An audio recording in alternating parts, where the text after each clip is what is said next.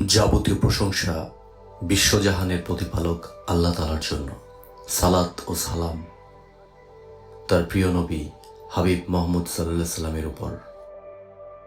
হাদিস শরীফ মুসলিম মিল্লাতের এক অমূল্য সম্পদ, ইসলামী শরিয়াতের অন্যতম অপরিহার্য উৎস এবং ইসলামী জীবন বিধানের অন্যতম মূল ভিত্তি।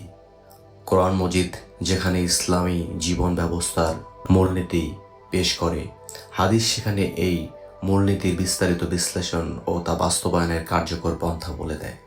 কোরআন ইসলামের আলোক স্তম্ভ, হাদিস তার বিচ্ছুরিত আলো। ইসলামী জ্ঞান বিজ্ঞানের কোরআন যেন হৃৎপিণ্ড, আর হাদিস এর হৃৎপিণ্ডের সাথে সংযুক্ত ধমনী। জ্ঞানের বিশাল ক্ষেত্রে প্রতিনিয়ত তাজা তপ্ত শানিত ধারা প্রবাহিত করে, এর অঙ্গ প্রত্যঙ্গকে অব্যবহৃতভাবে সতেজ ও সক্রিয় রাখে।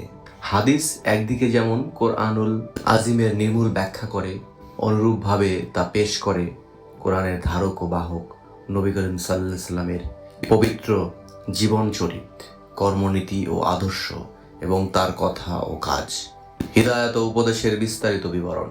এজন্যই ইসলামী জীবন বিধানের কোরআনে হাকিমের পরপরই হাদিসের স্থান। আল্লাহ তাআলা জিবরাইল আমিনের মাধ্যমে নবী করিম সাল্লাল্লাহু আলাইহি সাল্লামের উপর যে ওহী নাজিল করেছেন তা হলো হাদিসের মূল উৎস। ওহী এর শাব্দিক অর্থ ইশারা করা, গোপনে অপরের সাথে কথা বলা। ওহী দু প্রকার।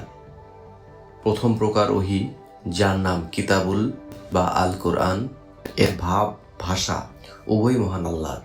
রাসূলুল্লাহ সাল্লাল্লাহু আলাইহি ওয়াসাল্লাম তা হুবহু প্রকাশ করেন। দ্বিতীয় প্রকাশ পরোক্ষ ওহী, এর নাম সুন্নাহ বা হাদিস, এর ভাব আল্লাহর। তবে নবী সাল্লাল্লাহু আলাইহি ওয়াসাল্লাম নিজের ভাষায়, নিজের কথায় এবং নিজের কাজ ও সম্মিলিতের মাধ্যমে প্রকাশ করেছেন। প্রথম প্রকারের ওহী রাসূলুল্লাহ সাল্লাল্লাহু আলাইহি ওয়াসাল্লামের উপর সরাসরি নাজিল হতো এবং তার কাছে উপস্থিত লোকজন তা উপলব্ধি করতে পারতেন। কিন্তু দ্বিতীয় প্রকার ওহী তার উপর প্রচ্ছন্নভাবে নাজিল হতো এবং অন্যরা তা উপলব্ধি করতে পারত না। আখেরি নবী ও রাসূল হযরত মুহাম্মদ সাল্লাল্লাহু আলাইহি ওয়াসাল্লাম কোরআনের ধারক ও বাহক। কোরআন তার উপরই নাজিল হয়। আল্লাহ তাআলা তার কিতাব মানব জাতিকে একটি আদর্শ অনুসরণ ও অনেক বিধিবিধানের পালনের নির্দেশ দিয়েছেন, কিন্তু তার বিস্তারিত বিবরণ দান করেননি। এর ভার ন্যস্ত করেছেন রাসূলুল্লাহ সাল্লাল্লাহু আলাইহি ওয়াসাল্লামের উপর। তিনি নিজের কথা, কাজ ও আচার আচরণের মাধ্যমে কোরআনের আদর্শ ও বিধান বাস্তবায়নের পন্থা ও নিয়মকানুন বলে দিয়েছেন। কোরআনকে কেন্দ্র করেই তিনি ইসলামের এক পূর্ণাঙ্গ জীবন বিধান পেশ করেছেন। অন্য কথায়, কোরআন মজিদের শিক্ষা ও নির্দেশসমূহ ব্যক্তি, সমাজ ও রাষ্ট্র পর্যায়ের কার্যকর করার জন্য নবী সাল্লাল্লাহু আলাইহি ওয়াসাল্লামকে পন্থা অবলম্বন করেছেন, তাই হচ্ছে হাদিস। হাদিসও যে ওহীর সূত্রে প্রাপ্ত এবং তা শরিয়াতের অন্যতম উৎস, কোরআন ও মহানবী সাল্লাল্লাহু আলাইহি ওয়াসাল্লামের বাণীর মাধ্যমে তার প্রমাণ বিদ্যমান। মহান আল্লাহ তার প্রিয় নবী সাল্লাল্লাহু আলাইহি ওয়াসাল্লামকে বলেন, আর তিনি নবী মন গড়া কথাও বলবেন না, এ তো ওহী যা তার প্রতি প্রত্যাদেশ হয়। তিনি নবী যদি তার নামে কিছু রচনা চালাতে চেষ্টা করতেন, আমি অবশ্যই তার ডান হাত ধরে ফেলতাম এবং কেটে লইতাম তার জীবন ধমনী। রাসূল সাল্লাল্লাহু আলাইহি সাল্লাম বলেন, রুহুল কুদ্দুস জিবরাইল আমার মানসপটে একথা ফুঁকে দিলেন, নির্ধারিত পরিমাণ রিজিক পূর্ণ মাত্রায় গ্রহণ না করা পর্যন্ত এবং নির্দিষ্ট আয়ুষ্কাল শেষ হওয়ার পূর্বে কোনো প্রাণীর মৃত্যু হয় না। বাইহাকি সারহুস সুন্নাহ। আমার নিকট জিবরাইল আলাইহিস সালাম এলেন এবং আমার সাহাবীগণকে উচ্চস্বরে তাকবীর ও তাহলিল বলতে আদেশ করার জন্য আমাকে নির্দেশ দিলেন। নাইমুল আওতার ৫ম খণ্ড, পৃষ্ঠা ৫৬। জেনে রাখো, আমাকে কুরআন দেয়া হয়েছে এবং তার সাথে দেওয়া হয়েছে এর অনুরূপ আরও একটি জিনিস। আবু দাউদ, ইবনে মাজাহ, দারিমি। রাসূলুল্লাহ সাল্লাল্লাহু আলাইহি সাল্লামের আনুগত্য করার জন্য আল্লাহ তাআলা আমাদেরকে কোরআনুল কারীমে নির্দেশ দিয়েছেন।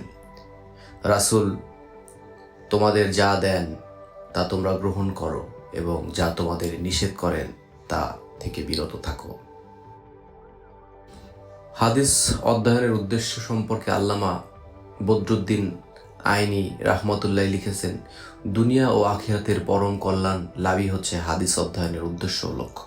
আল্লামা কিরমানি রাদিয়াল্লাহু তাআলা আনহু লিখেছেন, কোরআনের পর সকল প্রকার জ্ঞানের মধ্যে সর্বশ্রেষ্ঠ, সর্বোত্তম এবং তথ্য ও তত্ত্ব সমৃদ্ধ সম্পদ হচ্ছে ইলমে হাদিস। কারণ এই জ্ঞানের সাহায্যেই আল্লাহ কালামের লক্ষ্য ও তাৎপর্য জানা যায় এবং তার হুকুম আহকামের উদ্দেশ্য অনুধাবন করা যায়। হাদিসের পরিচয়। শাব্দিক অর্থে হাদিস মানে নতুন, প্রাচীন ও পুরাতনের বিপরীত বিষয়। এ অর্থে যেসব কথা, কাজ ও বস্তু পূর্বে ছিল না, এখন অস্তিত্ব লাভ করেছে। তাই হাদিসের আরেকটি অর্থ হলো কথা। ফকিহগণের পরিভাষায় নবী করিম সাল্লাল্লাহু আলাইহি সাল্লাম আল্লাহর রাসূল হিসেবে যা কিছু বলেছেন, যা কিছু করেছেন এবং যা কিছু বলার বা করার অনুমতি দিয়েছেন অথবা সমর্থন জানিয়েছেন তাকে হাদিস বলা হয়।